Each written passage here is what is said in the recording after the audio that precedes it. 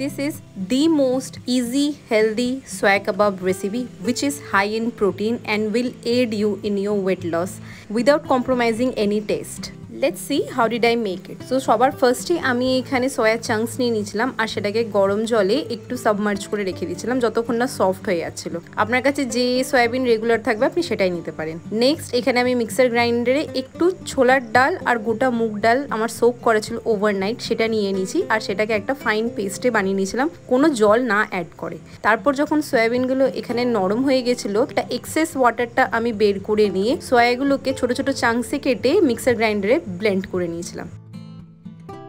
এরপর আরেকটা মিক্সিং বলে আমি এখানে আমাদের বেটে রাখা ডাল তার সাথে যে গ্রাইন্ড করা সয়াবিন চাঙ্কসগুলো ছিল সেগুলো মিক্স করেছিলাম। মিক্স করে এখানে আপনি নিজের ইচ্ছে মতো যে কোনো ভেজিস অ্যাড করতে পারেন। আমি এখানে আমার কাছে গ্রিন ক্যাপসিকাম ছিল, গাজর ছিল আর পেঁয়াজ ছিল, আমি সেগুলো অ্যাড করে দিয়েছি একে একে। আর এগুলোকে সবগুলোকে ছোট ছোট করে কেটে নেবেন আর গাজরটাকে আমি এখানে গ্রেট করে নিচ্ছি। তার সাথে আদা কুচোনো, রসুন কুচোনো, কাশ্মীরি রেড চিলি পাউডার, ধনে গুঁড়ো, জিরে গুঁড়ো, গরম মশলা পাউডার, স্বাদ মতো নুন, হলুদ, ফ্রেশ ধনে পাতা আর কাঁচা লঙ্কা দিয়ে এখানে ভালো করে আমি মিক্স করে নিয়েছি। মিক্স করে নিলেই হাতের মধ্যে দিয়ে শেপ দিতে পারছেন, কিন্তু শেপটাকে ভালো করে হোল্ড করার জন্য আমি বাইন্ডিং হওয়ার জন্য এখানে 2 চামচ বেসন অ্যাড করে দিয়েছি। এরপর নিজের ইচ্ছে মতো এখানে কাবাবের মতো আপনারা শেপ দিতে পারেন। আমি এটাকে আরেকটু ইন্টারেস্টিং করার জন্য ভেতরে চিজ কিউব অ্যাড করে দিয়েছিলাম, যেটার জন্য এটা আরও মানে টেস্ট আরও বেড়ে যাবে আর চিজ কার না ভালো লাগে। তারপর আমি এখানে এরকম স্কোয়ার শেপ দিয়ে দিয়েছিলাম কাবাবগুলোকে। চাইলে আপনারা সার্কেল মানে গোল প্লেন গোল কাবাবও করতে পারেন,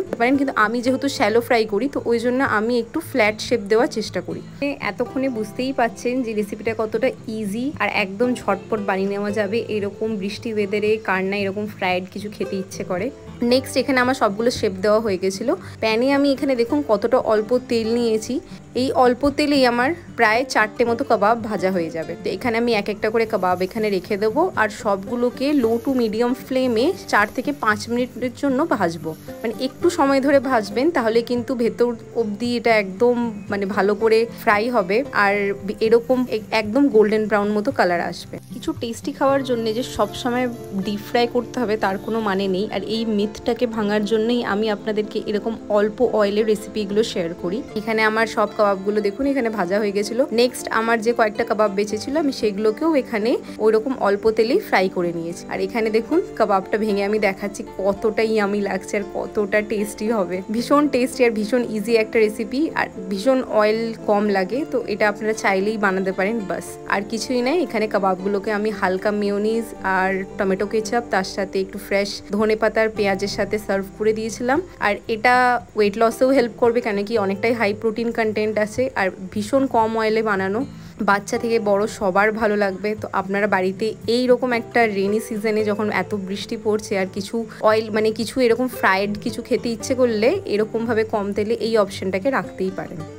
গিল্ট ফ্রিভাবে এনজয় করুন আর আমাকে জানাবেন কেমন লাগলো।